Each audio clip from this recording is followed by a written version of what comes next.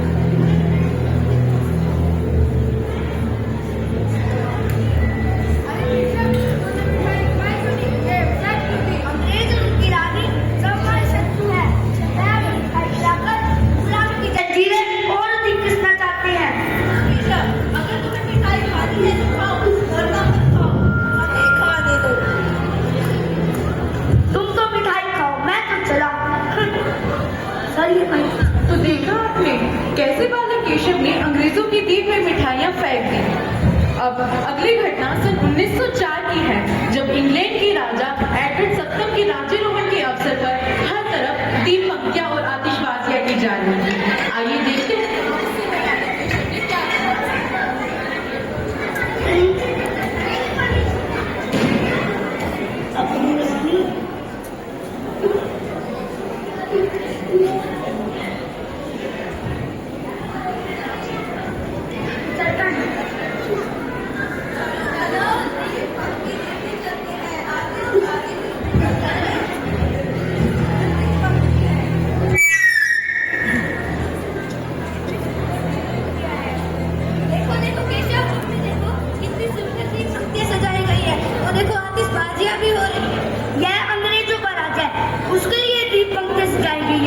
उसके लिए आतिशबाजी हो रही है, भला उसकी खुशी में हमारी खुशी क्यों हो? देखो केशव, अगर तुम्हें दीप पंक्ति देखती है तो देखो, वरना मत देखो, हमें देखो।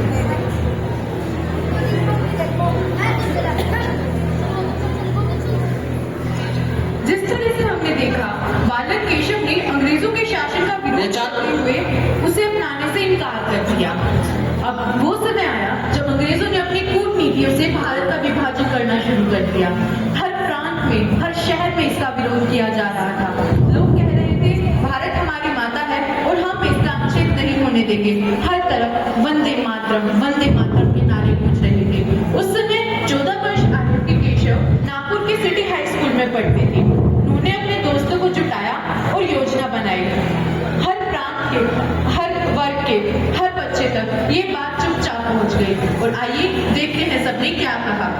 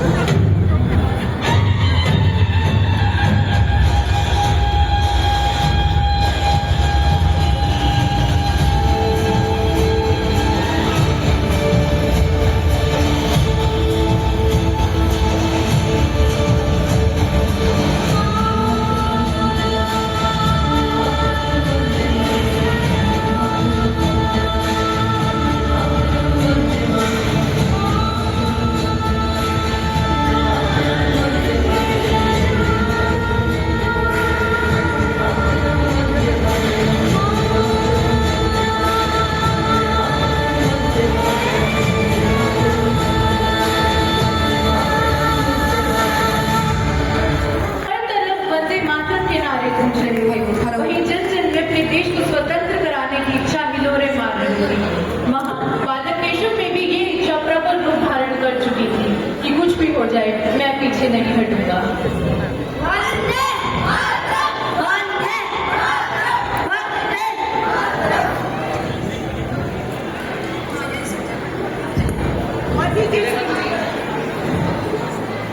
What is this, Principal? What's going on here? Why are they shouting Vande Mataram? Ask them. Okay sir, कौन है ये? किसने बोला वंदे मातरम? बताओ मुझे, कौन है?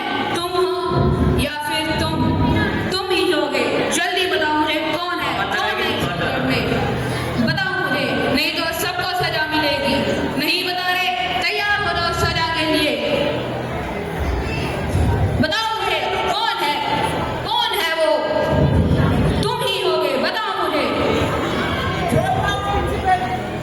चले जाओ मेरे स्कूल से। कर देंगे बंद करके बस। जो शासन अपनी माँ को पढ़ना अपनी करने देता वह अन्याय है, उसे उखाड़ फेंकना चाहिए। वंदे मातरम, वंदे मातरम, वंदे मातरम। इस तरह से भारत ने उसके विद्यालय से निकलना तो मंजूर समझा, लेकिन अंग्रेजों का शासन स्वीकार नहीं करा। अब समय बीतता गया और बालक केशव राव में परिवर्तित हो गए। उन्होंने सच्चरित्र नवयुगों को जुटाया और देश की हालत सुधारने के लिए विचार विमर्श किया। आइए देखते हैं।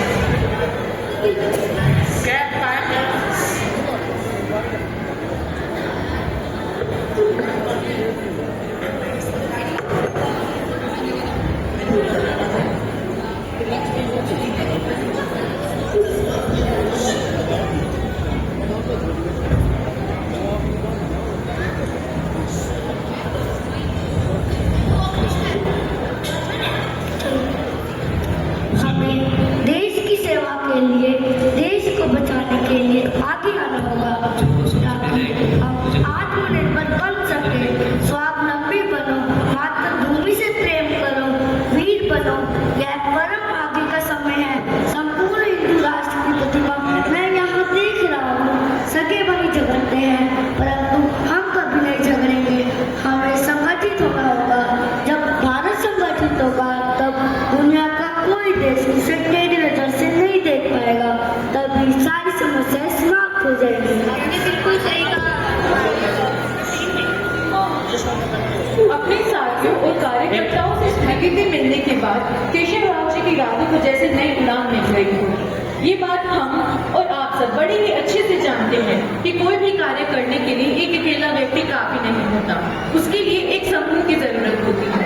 उसके लिए एक ऐसे व्यक्ति की जरूरत होती है जो अकेले होकर भी अनेक को एकत्रित कर सके। ऐसे ही गुण, ऐसे ही कला हेडगेवार जी को नजर आई गुरु जी में, जिन्हें हम माधव राव सदाशिव राव गोलवलकर जी के नाम से भी जानते हैं।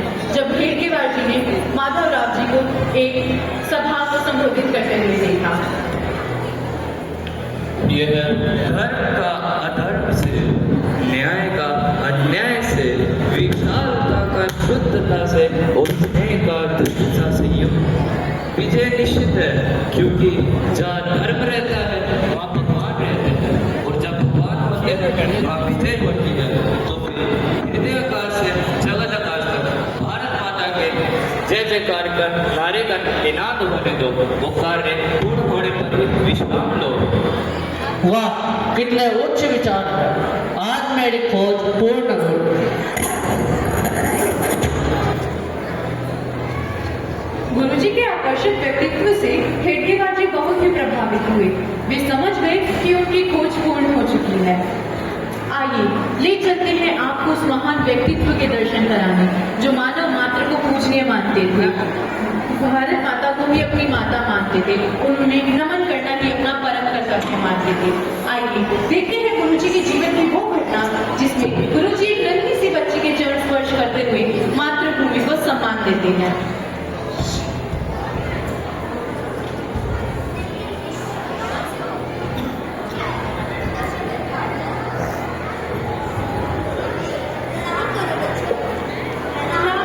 नहीं, रुकिए। मुझे प्रणाम करने की कोई आवश्यकता नहीं। संगठन में व्यक्ति नहीं, विचार पूजनीय होता है। तो गुरुजी हम किसे प्रणाम करें? यदि प्रणाम करना है तो मात्र शक्ति को करो।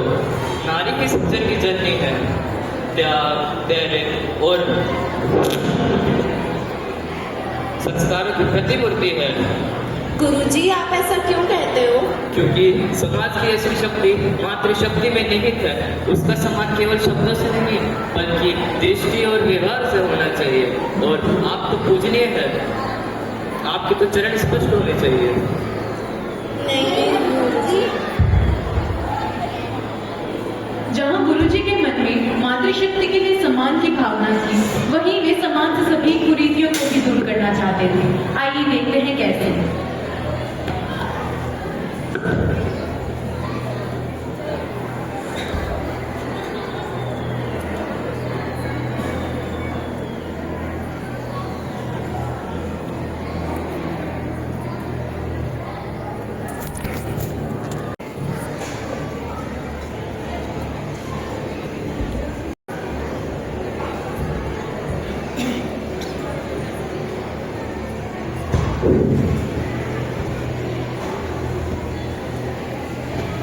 अरे मुझे क्यों नहीं दे रहे हो? मैंने कौन सा अपराध किया है?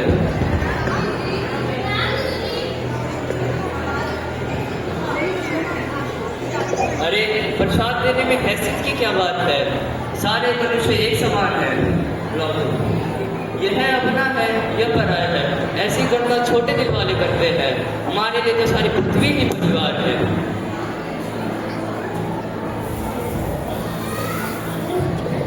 गुरुजी ने समाज से सभी कुरीतियों को दूर करने के लिए न सिर्फ शब्दों से प्रयास किया बल्कि स्वयं भी एक उदाहरण स्वरूप सामने आए। आइए देखते हैं गुरुजी के जीवन की एक ऐसी ही अन्य घटना।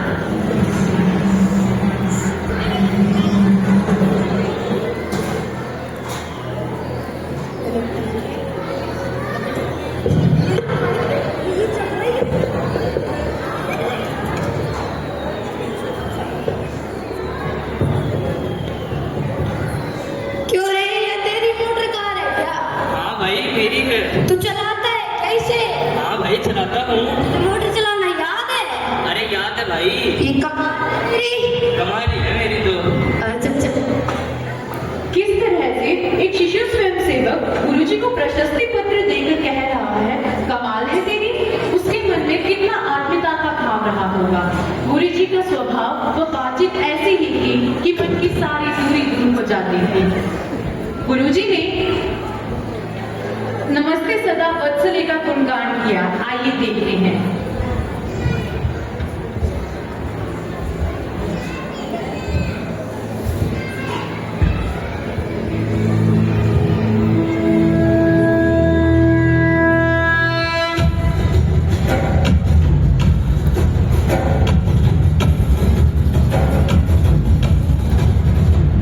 नमस्ते सदा वत्सले मातृभूमे, नमस्ते सदा वत्सले मातृभूमे।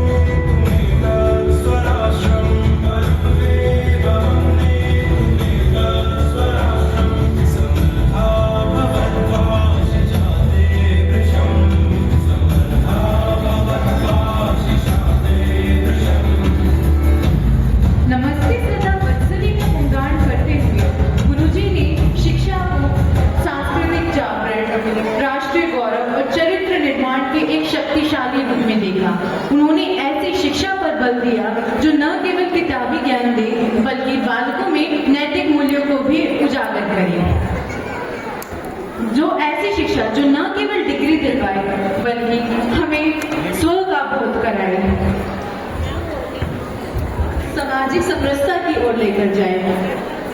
अपनी ही नहीं, अपने पर्यावरण की भी सुरक्षा करना सिखाए। अपनी संस्कृति की ओर ले जाते हुए कुटुंब प्रबोधन से समाज को सुदृढ़ बनाए। इन सब लक्ष्यों को निर्धारित करते हुए नींव रखी गई 19 नवंबर 1946 में श्रीमद् भगवद गीता विद्यालय की। हेडगेवार जी ने जो सपना देखा था गुरुजी के द्वारा देश की बागडोर संभालने का, अब वह पूरा हो चला था, क्योंकि अब नींव रखी जा चुकी थी एक ऐसे विद्यालय की जो समाज को और भी मजबूत बना सकता था। और आज भी उसकी गूंज हर जगह सुनाई दे रही है हमारी वंदना के रूप में।